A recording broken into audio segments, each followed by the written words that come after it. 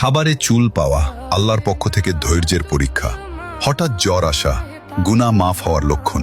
বাড়িতে পিঁপড়ার আনাগোনা রিজিক বাড়ার আলামত।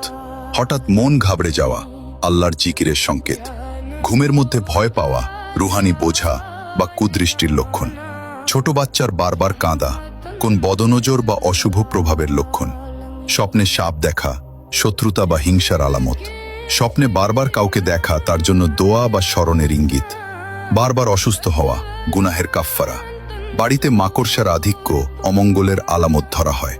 হঠাৎ রিজিক কমে যাওয়া আল্লাহর পক্ষ থেকে পরীক্ষা। স্বপ্নে প্রিয়জনের মৃত্যু দেখা তার জন্য দোয়ার প্রয়োজনীয়তা বোঝায়। বৃষ্টির হঠাৎ থেমে যাওয়া আল্লাহর অসন্তুষ্টির আলামত।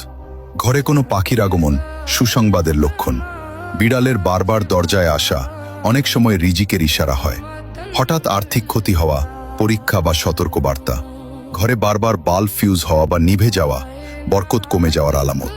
আর ইসলামিক ভিডিও দেখতে ইউটিউব চ্যানেলটি সাবস্ক্রাইব।